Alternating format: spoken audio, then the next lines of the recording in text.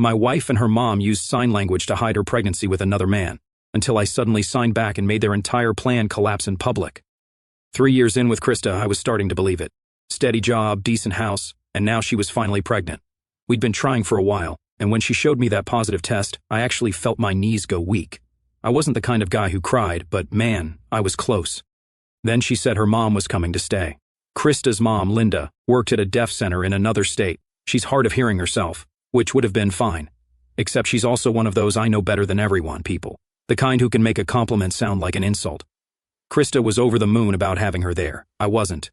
But I played along because, first-time mom, hormones, nesting phase, pick your battle. When Linda arrived, she came in like she owned the place, hugged Krista, ignored me, then started signing about how small our house was. I caught that part easily. See, my grandma was deaf. She raised me part of the time, so I learned sign language young. Still fluent, but I never use it in public. People can be touchy about outsiders doing it wrong, and the last thing I wanted was to offend someone. So, I just kept that skill to myself. Krista knew I'd had deaf grandma, but didn't know I could sign. The first couple of weeks went fine. They spent hours planning nursery themes, folding baby clothes, and obsessing over car seats. I mostly stayed out of it, doing my dad-to-be duties, like putting together furniture and pretending to understand why anyone needs 3 diaper bags. Then things started to feel off. It wasn't anything obvious at first, just the way they kept signing even when they could talk, like full conversations while I was in the room. If it was just about baby stuff, why the secrecy? Every time I walked in, the energy would shift. They'd stop mid-motion, smile too wide, and start talking again like nothing happened. I'd brush it off, thinking maybe I was being paranoid. Then one afternoon, while fixing a shelf in the living room, I heard their laughter from the kitchen. The kind of laugh that sounds guilty. You know when someone's enjoying a joke they don't want you to hear? That kind. The angle of the living room mirror gave me a perfect reflection of their hands. I wasn't even trying to sneak at first. I was lining up the screws, but my brain just recognized the shapes. Not his baby. I froze mid-turn of the screwdriver. The sound of metal scraping wood filled the silence in my head. My heart started pounding so hard it felt like it echoed in the room. Linda signed something else quick and sharp. Carl. Krista laughed. I kept my body perfectly still, eyes locked on the mirror like it was a lifeline. My fingers tightened around the screwdriver, but I forced myself to stay calm. They had no idea I understood. If I reacted now, I'd blow my only advantage. So, I made my voice loud and casual. You guys want tea? Krista answered right away. Yeah, thanks, babe. Her tone was normal, chipper. Even the same tone she used when she'd ask me to rub her feet or pick up prenatal vitamins. I boiled the water, hands shaking slightly, and watched them continue in the kitchen, slower now, more careful with their signs. Linda's movements got tighter, almost scolding. Krista's were defensive. Whatever they were saying, I couldn't see the rest. When I brought the tea in, both of them smiled too big, too fake. Krista rubbed her belly like she just remembered she was supposed to act like a glowing mom-to-be. We were just talking about baby names, she said. I smiled back. Oh yeah, anyone's name come up? Krista glanced at her mom before answering. Not yet, sure. After that day, I couldn't unsee it. Every small moment started feeling staged. They'd whisper and sign across the room, laugh at nothing, or go quiet when I walked in. Linda would pat Krista's hand with this smug little smirk, like she knew something I didn't. At night, I'd lie next to Krista while she scrolled through her phone, pretending everything was fine. I'd watch her face lit by the screen glow, wondering how many lies she told me in those same hands I used to hold when we watched movies. For the next few days, I tried to catch them again, but they'd gotten more careful.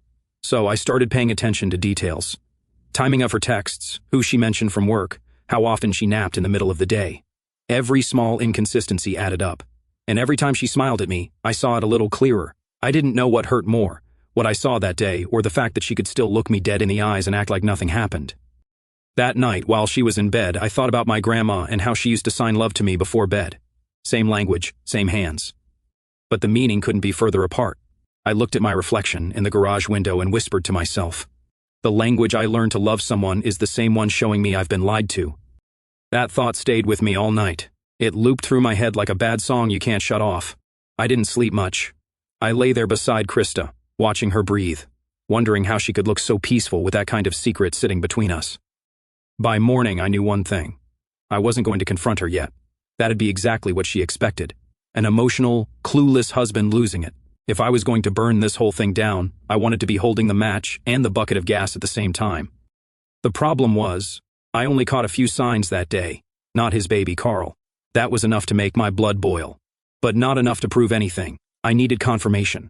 I needed someone who could sign better than me, someone I trusted completely. So I called my sister Laura. She'd learned sign language alongside me when we were kids, but she actually kept it up. Used to volunteer at deaf events, still fluent. She could pick up the small, fast movements I'd probably miss. When she answered, her voice came through sleepy. "You okay?" "Yeah," I lied. "Just need a favor." I told her Krista's mom was visiting and that they'd been signing constantly, said I felt weird about it, but left out the not his baby part. I didn't want to sound paranoid before she saw anything. Laura didn't even hesitate. "I'll come down this weekend. You'll owe me dinner. Deal." Friday evening came fast. Krista had no clue. Of course, I played it like a nice surprise. My sister visiting to celebrate the pregnancy. Krista acted thrilled, even hugged Laura at the door like she meant it. Her mom smiled politely and signed something like, "What a sweet sister," probably assuming Laura couldn't understand. Dinner was set up perfectly. Krista made pasta. Her mom did her usual supervising and I poured drinks, pretending like this was just a regular family evening. The moment we sat down, the show began. Krista and her mom started signing before the salad hit the table. Fast, casual, but constant. I didn't even need to look at Laura to know she was catching it all. I just focused on eating, cracking light jokes here and there, keeping the room normal. At one point, Linda looked straight at me while signing something that made Krista laugh so hard she covered her mouth. I smiled back, chewing slowly. "What's the joke?" Krista waved a hand. Nothing. Mom just remembered something funny. Sure she did. The rest of dinner went by painfully slow. Linda signed almost non-stop, hands moving like a machine. Laura stayed quiet, nodding occasionally, pretending not to notice. When dessert came out, Linda excused herself to make a phone call, and Krista followed her to the living room. The second they were gone, Laura leaned in. "We need to talk later." That sentence alone made my stomach twist. When Krista and her mom came back, Laura acted perfectly normal, laughed, complimented the food, asked questions about the baby. You'd never know she was sitting on a live grenade of information. I was proud of her. After dinner, Krista said she was tired and went to bed early. Her mom stayed up folding baby clothes in the guest room. Laura and I sat out on the porch with mugs of tea, pretending to just catch up. She didn't waste time. "If you had doubts, then you're right." I felt it before she said the rest.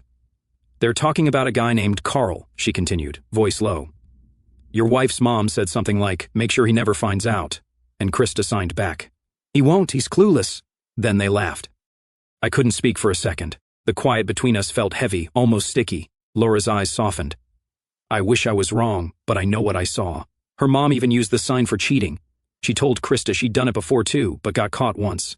Said she learned how to hide it better next time. That last part hit me harder than I expected. The cheating wasn't just Krista's idea. It was a family tradition. I leaned back in the chair, staring out at the yard. Everything looked normal, but my head felt like it was underwater. Laura reached across the table and grabbed my wrist. "You okay?" I let out a short laugh, dry and bitter. "Oh, yeah. Just finding out my wife and her mom are running a master class in betrayal. Totally fine." She smiled sadly. "You don't deserve this." "I know," I said, "but apparently that doesn't stop it from happening." We sat there for a while in silence.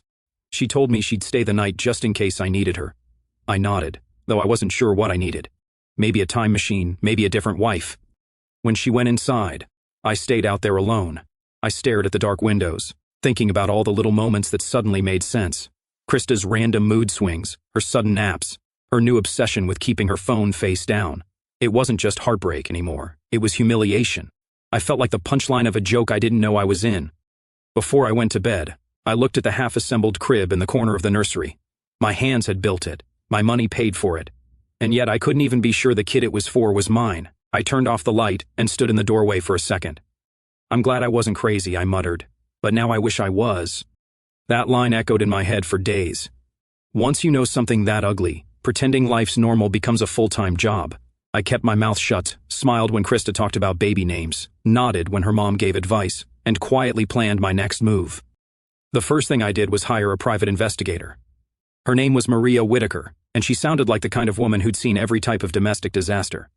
When I called, she didn't even flinch at my situation, just asked for names, dates, and payment. 2 days later, she called me back. Her voice was calm, professional, but I could hear the edge behind it. "You were right to reach out," she said. "Your wife was involved with a man named Carl Harper, former coworker from her old center. He sent her $5,000 about 6 months ago." My hand tightened around the phone. "Why?" "Hard to say, but the message history suggests guilt money. I pulled transaction screenshots and emails. It lines up with when she stopped going to her old job. I sat there at my desk staring at the blank monitor. Anything else? Maria hesitated. Yeah, there's another guy. Adam Cole, local. Frequent texts, mostly at night. Flirty messages. Looks like something brewing. I leaned back in my chair and exhaled. So, not only was I raising another man's kid, but she'd already lined up her next one. Efficient, at least. Keep digging, I said. Maria chuckled. Oh, I planned to. That night, I watched Krista set up the baby bassinet in the corner of our room. She hummed under her breath, glowing like the poster child for maternal bliss. Meanwhile, my phone buzzed with an email from Maria. Proof, screenshots of payments, names, even timestamps. I scrolled through it slowly, like rereading a nightmare just to confirm it's real. The $5,000 deposit had gift in the memo line. What kind of gift costs $5,000? That's when the idea hit me. If Krista and her mom wanted to treat me like an ATM, I'd give them something to withdraw. The next day, I waited until Linda was sitting in the living room crocheting something hideous, and Krista was scrolling on her phone. I came home excited, holding a fake letter I typed up at work. Honey, I called, walking in like a man who just hit the jackpot. Guess what? They both looked up. My boss called me in today, I said, with the baby coming and all the overtime I've been putting in. I paused dramatically, smiling. He's giving me a $15,000 bonus and a title bump.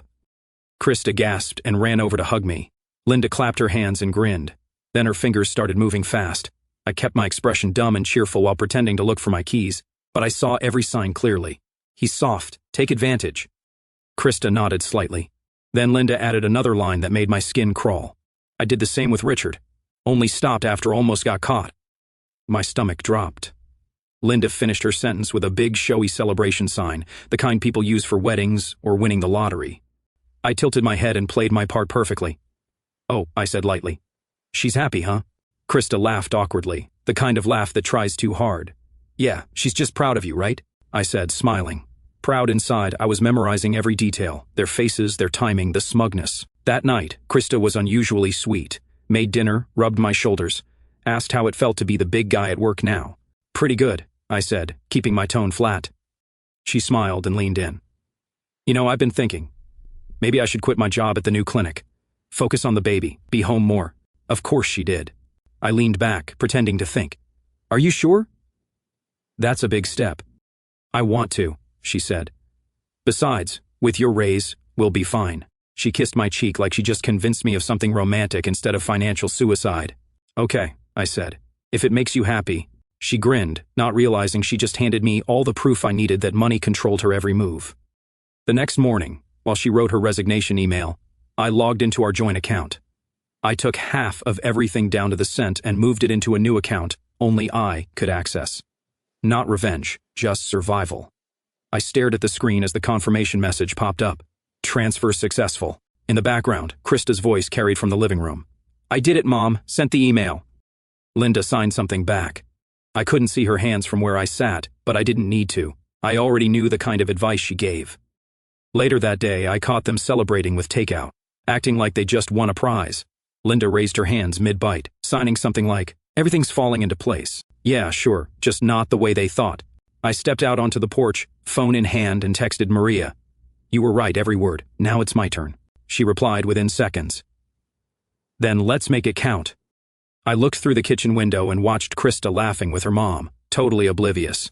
2 generations of schemers teaching each other how to manipulate men, and they didn't even realize I was standing 10 feet away watching the whole show. I smiled to myself, not out of happiness, but satisfaction. Her mom wasn't just helping, she was training her. They thought they were smarter than me. That was their biggest mistake. I spent the next few days making home upgrades. Krista called it my nesting phase. I called it installing justice. I told her I'd been reading about baby safety systems and wanted to make sure everything was secure before the baby came. She loved the idea, thought it made me look like some overprotective dad. Perfect cover. What I actually installed were 5 hidden cameras and 2 mics. Small, discreet, high-quality stuff from a friend who runs a home security company. 1 in the kitchen light fixture, 1 behind the TV, 1 in the hallway smoke detector, and 2 in the corners of the nursery and living room. The mics were wired near air vents so voices carried naturally. I let Krista see me set up the fake baby monitor cameras so she'd feel comfortable, thinking that was all there was. I even downloaded a monitoring app she could access filled with harmless footage of empty rooms. Meanwhile, I had a separate private feed linked directly to my phone and laptop. Once it was all working, I tested it by pretending to leave for groceries and then sitting in my car outside. Within 10 minutes, Linda started signing to Krista about me being naive but useful. I almost laughed. 2 days later, I planted the next piece of bait. I came home from work looking fake tired and sighed dramatically as I sat on the couch. "Hey babe," I said, "my boss needs me to cover a training trip this week. 3 days downtown conference." Krista turned from her phone. "This week?" "Yeah. Wednesday through Friday. They're paying for the hotel, food, the whole thing. I'll be back by the weekend." Her mom looked up from her magazine, signed something quick, then smiled at me. "That's good," she said out loud. "You deserve it." I smiled back. "Thanks, Linda. You two will be fine without me." Krista kissed my cheek. "Of course, babe. Go make that money." The moment she said it, I knew she'd already made plans. When Wednesday came, I packed a suitcase with just enough to make it believable. 2 shirts, a laptop, and a folder of conference materials. I left at noon, kissed Krista goodbye, waved at her mom, and drove straight to a hotel 15 minutes away. By 12:45, I had my laptop open, feeds running, and coffee in hand. At first, it was boring. They talked about groceries, baby names, and some weird TV show. Linda napped on the couch. Krista spent an hour texting. Around 6 p.m., things changed. Krista started signing faster. Her hands moved sharp, excited. I caught Adam right away. Then tonight, my jaw clenched. Linda frowned and signed back something like, "Be careful. He might come back early." Krista smirked. "He's too dumb to notice." I laughed out loud in my hotel room. "You sure about that?" I muttered. At 8 p.m., she started cleaning up, humming while setting the table. Full plates, candles, like a dinner date. Linda disappeared into the guest room, pretending to give privacy. At 8:22, the doorbell rang. Adam, mid-30s, tall gym type, with that fake I'm successful beard. He carried a bag of takeout and a grin like he already owned the place. They hugged, then kissed. It wasn't some guilty peck either. It was practiced like they'd done it before and recently. He unpacked the food. She poured drinks. And they sat at my kitchen table laughing. She touched his arm. He brushed her hair behind her ear. The kind of stuff you see in commercials for toothpaste or heartbreak. I hit record on all cameras and let them keep going. Every second, every touch, every fake smile. Documented. I forwarded the footage straight to Blake, my lawyer, and Maria, the investigator. No explanations needed. Blake later told me the audio couldn't be used in court anyway. One-party consent laws were gray where we lived, so we stuck to the texts, money trail, and video evidence instead. A few minutes later, Maria texted, "Got it. Keep recording. This is gold." Blake replied, "Do not confront. We'll handle this the right way." So I sat there alone in a cheap hotel room watching my wife play house with another man. You'd think I'd be furious, right? Punching walls, yelling, breaking things, but I wasn't. I just felt hollow, like someone turned off the sound inside me. Around 10 p.m., Adam left. Krista stood at the door, waved goodbye, then locked it and started signing to her mom again. "He has no idea," she said. Linda grinned. "I told you men only see what you show them." I closed the laptop slowly, leaning back in the chair. The room felt colder than it actually was. I thought about how much energy I'd wasted trying to be a good husband, fixing things, buying things, listening, supporting, all while she was signing, lies a few feet away from me. When I finally lay down on the hotel bed, I didn't feel rage or sadness, just disbelief. Not because she cheated, but because she looked so damn happy doing it. She looked happier in my kitchen with him than she ever did with me. I didn't rage about it anymore. I was past that. I was in the stage of quiet, tactical anger, the kind that plans, not reacts. First step, talk to Blake, my lawyer. I met him the next morning at his office, still running on 2 hours of sleep and half a soul. Blake was the kind of guy who wore calm like armor. He motioned for me to sit and just said, "Let's start." I slid a flash drive across the table. Everything's on there. Her and some guy named Adam, also stuff with her mom. He plugged it in, watched a few seconds, and his face hardened immediately. "That's a lot." "Yeah, it gets worse. There's another guy, Carl. He's probably the real dad." Blake leaned back, steepling his fingers. "Okay, here's what we do. First, financial protection. Move everything out of shared accounts, which I assume you've already done." I nodded. "Took half." Blake gave a short approving nod. "Good. Keep exactly half. Don't drain it. Judges hate that. Looks fair. Stays clean." He smirked just slightly. "Second, we file for a paternity test once the baby's born. Don't mention it now. Don't confront. The cleaner you play this, the stronger it looks in court." I nodded. I like this guy already. He understood that revenge wasn't about yelling. It was about timing. We went over paperwork, next steps, and how to legally separate funds without raising suspicion. Before I left, Blake said, Document everything, even the silence, especially the silence. That line stuck with me more than he probably realized. Back home, Krista was acting weird, jumpy, checking her phone constantly, asking random questions like, "You trust me, right? And you'd never keep secrets from me, would you?" I'd just smile and say, "Of course not." She'd smile back, but her eyes didn't match. She knew something was off. Probably felt the shift in energy, but she couldn't figure out what I knew or how much. For the next week, I went back to normal life, work, chores, dinners. I played the role of the dependable husband perfectly. Sometimes I'd even compliment her cooking just to watch her look uncomfortable. I wanted her to second-guess herself every second she breathed. Then one evening, Krista came into the kitchen with her phone in hand, pretending to scroll. "My dad's coming to town next week," she said. "He wants to be here before the baby's born." That made me pause. Richard, the only person in that entire family I actually respected. Quiet, polite guy, worked long hours, kept to himself, always treated me with genuine kindness. I actually felt bad for him. He had no idea what kind of circus he'd married into. When Richard arrived, Krista and her mom picked him up from the airport. I was sitting on the porch when they came home. He got out of the car, smiled, and shook my hand. "How's my son-in-law holding up?" he said warmly. "Great," I lied. Krista was glowing like she just won a lottery. Her mom looked smug as usual, probably assuming she'd raised a genius. That night, they all sat in the living room talking about baby plans while I quietly watched. Richard looked happy, proud even. It made my chest tighten. He didn't deserve this. The next morning, I told Krista I had errands to run. Then I texted Richard privately, "Coffee? Just us? Need to talk? It's important." He agreed without hesitation. We met at a quiet cafe downtown. I ordered 2 black coffees, no small talk. Once we sat down, I pulled out my laptop and turned it toward him. He looked confused at first. Then the video started playing. Krista and Adam at the kitchen table laughing, then kissing.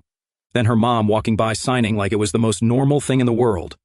Richard froze. He understood sign language. He didn't speak, didn't blink much either, just stared. When I switched clips to the kitchen footage, the one where her mom signed, he's soft, take advantage. His eyes finally closed like he couldn't watch anymore. I paused the video. The silence between us was heavy. "I'm sorry," I said quietly. "I didn't want to be the one to show you this, but you deserve to know who they really are."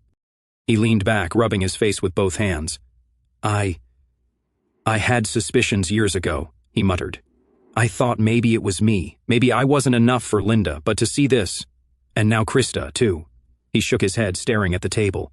"I always thought I raised her better than that." I didn't know what to say. I just nodded. After a long pause, he looked up. "Thank you for telling me. Most people wouldn't. I'll handle my wife when the time's right. As for Krista," he sighed deeply. "You do what you need to do." I nodded. "I plan to." When we walked out of the cafe, he patted my shoulder. His hand trembled a bit. "You didn't deserve this," he said quietly. "None of it." For a second, I almost felt bad for showing him, but the truth needed to come out somewhere. He was the only one who'd see it for what it was. Not gossip, not revenge, just honesty. That night, Krista noticed I was quieter than usual. She asked if something was wrong. I smiled and said no, just tired. She didn't buy it, but I didn't care. I sat in bed, laptop closed, the house quiet, except for her mom snoring in the guest room. I thought about Richard, how calm he was, even after seeing his whole world fall apart. I respected that. It wasn't weakness, it was control. And that's when it hit me. Sometimes silence isn't surrender, sometimes it's strategy. Krista's due date was closing in, and everyone around us acted like life was picture perfect. She even posted photos of us setting up the nursery, writing captions like, "So blessed to have such a loving husband." I almost laughed. Then one rainy night around 2 a.m. it happened. I was half asleep when Krista shook me awake, clutching her belly. "It's time," she gasped. I didn't hesitate. "Okay, let's go." I grabbed the hospital bag, helped her into the car, and drove through empty streets under flashing traffic lights. She was breathing fast, holding her stomach, moaning through contractions. I stayed calm, focused on the road, one hand on the wheel, one on her shoulder. When we got there, nurses rushed her into a delivery room. They hooked her up to monitors, checked vitals, and started prepping. Her mom showed up an hour later, half-dressed and still bossy. I stood back, hands in my pockets, watching it all unfold like a movie I'd already seen the ending to. Krista screamed, cried, and crushed my hand through every contraction. I didn't flinch. I just told her to breathe, counting out loud while her mom signed things like, "Almost there, and so strong." After a few long hours, there it was. A baby's cry. Loud, sharp, real. The nurse smiled and held up a tiny red-faced boy. "Congratulations, Dad." I didn't react. My heart didn't even twitch. The word dad didn't belong to me anymore. They cleaned him up, wrapped him in a blanket, and handed him to Krista. She looked exhausted but glowing, whispering, "He's perfect." Her mom stood beside her, signing, "Beautiful baby," through tears. I watched from a few feet away, arms crossed. I didn't feel hate, just distance, like I was watching strangers play family in my house. A few minutes later, a nurse came over with a clipboard and a polite smile. "Sir, we just need you to sign the birth certificate when you're ready." That was the moment. I took the clipboard, looked at the blank line next to father, then slowly placed it back on the tray. My voice was calm, steady. "I'll need a paternity test before I sign anything." Krista blinked, confused. "What?" I repeated, still quiet. "I want a test before I sign." The nurse looked caught off guard. "Sir, that's perfectly fine. We can arrange that." I nodded, already filed. My lawyer submitted to block the paternity acknowledgement until the test results come in. But Krista's voice cut through, shrill. "Why would you say that? He's your son." I didn't answer. I just looked at her, then at her mom. Linda started signing rapidly, sharp, frantic movements. I caught every single word. "What's he doing? Don't let him act hurt. Make him stop." I didn't even blink. I just lifted my hands. And for the first time in months, I signed back perfectly, fluently, clearly. "I've understood everything you've said for months." Their faces froze like someone hit pause. Krista's mouth opened, but no sound came out. Her mom's hands dropped to her sides. Even the nurse stopped moving, her eyes bouncing between us like she'd walked into the middle of a foreign film without subtitles. The silence in that room was deafening. Krista finally stammered. You understand, sign?" I nodded once. I always have. She stared at me, pale, trembling, like she just watched her house burn down. The nurse cleared her throat awkwardly. We can schedule the paternity test after you're both discharged. It's standard procedure." Krista's mom tried to say something, but her voice cracked halfway. She looked at her daughter, then back at me, like she was realizing for the first time that I hadn't been the fool in this story. I stepped back from the bed, adjusting my jacket. "I'll be outside." Krista called after me, her voice small and breaking. "Please don't do this right now." I turned once, met her eyes, and said flatly, "Right now is the only time that matters." Then I walked out. I sat in my car watching the hospital lights flicker in the rain-soaked windows. My phone buzzed with a text from Blake. "Call me when it's done. We'll move forward immediately." I put the phone down and just sat there, hands on the steering wheel, staring at nothing. I thought about all the noise the last few months brought, the fake affection, the lies, the whispers, the secrets in sign language. And now finally there was nothing left, just quiet. And for the first time in months, the silence actually felt peaceful. I kept that peace for 3 days straight. Didn't answer Krista's texts, didn't visit the hospital again, didn't explain myself to anyone. I just waited for the results. Blake handled everything from there. He was colder than a surgeon. The hospital released the baby's medical swab to an accredited lab the next morning, and Blake arranged a proper chain of custody buckle test for me the same day. Everything went straight through his office. Fast, clean, no contact with Krista. The paternity test came back faster than I expected. He called me personally. 0%? He said flatly. 0? I asked, even though I already knew. Not even a trace. "You're in the clear." There it was. The official confirmation that the baby I'd been preparing for, the one I'd built a nursery for, had nothing to do with me. Blake didn't waste time. "I'm filing the legal separation and paternity disestablishment today. You'll be free of any financial responsibility once it's approved. Keep your head down and don't contact her until the paperwork is signed." "Gladly," I said. The next day, I got a call from a number I didn't recognize. It was Richard. His voice was rough, like he hadn't slept. "I confronted her," he said quietly. "She didn't deny it. She admitted everything. So did Krista's mom. I didn't say anything." He continued, "I filed for divorce this morning. 30 years of marriage down the drain, but I'd rather lose that than keep living in lies." I could hear him breathing hard like he was pacing. "You did what I should have done years ago. Face the truth." I kept pretending not to see the cracks because it was easier. "I won't make that mistake again." I finally spoke. "You don't owe me anything, Richard." He let out a short, humorless laugh. "Maybe not, but I respect you more than I can say for my own family right now." 3 days later, Krista finally reached out. 21 missed calls, 12 texts, 2 voicemails. The last message just said, "Please just meet me once." Against my better judgment, I agreed. Curiosity maybe, or closure. We met at a cafe downtown, the same one we used to go to after her doctor appointments. She looked exhausted, makeup smeared, hair unwashed, hands shaking slightly. The second she saw me, she broke down crying. "I don't even know where to start," she said. "Start wherever you like," I said calmly. She rambled for 5 straight minutes. Denial, blame, excuses, apologies, everything in rotation. It was just one mistake. Then, you were distant, followed by, I didn't know how to tell you. I let her talk until she ran out of words. Then I leaned forward. You cheated. You lied. And you let your mom coach you like it was some kind of sport. I knew everything, every conversation, every plan, every time you thought I was too dumb to notice. Her eyes widened. You saw everything. Everything, I said. And I didn't stop you because I wanted the truth, not a confession. She covered her face, sobbing. I don't even love him. It meant nothing. Then I guess you lost everything for nothing, I said quietly. She reached for my hand and I pulled it back. It's over, Krista. The baby's Carl's. You'll be hearing from my lawyer. Her voice cracked. Please don't ruin my life. I looked her dead in the eyes. You already did that yourself. I stood up, dropped a few bills on the table for the coffee I didn't touch, and left without another word. On the walk back to my car, I texted Maria, the investigator. Loop Carl Harper in through Blake. Tell him he needs to arrange his own test. She replied a few minutes later, done. You're free. And just like that, I was. 2 months passed. The divorce paperwork was finalized. It went through as an uncontested summary dissolution. No kids, no fight, just signatures and silence. Krista moved out of state, apparently living with her mom again. Somewhere along the way, I stopped checking my phone for messages that would never come. I stopped replaying old footage in my head. I started sleeping again. Last week, I met Richard for coffee. He looked tired but lighter. He told me his divorce was almost finalized and that he'd started volunteering at a local animal shelter. He laughed when I joked that he'd replaced 2 loud women with 20 quiet cats. As we stood up to leave, he shook my hand firmly and said, I'm proud of how you handled this, son. That word hit harder than I expected. Krista used her hands to lie. I'm using mine to start over.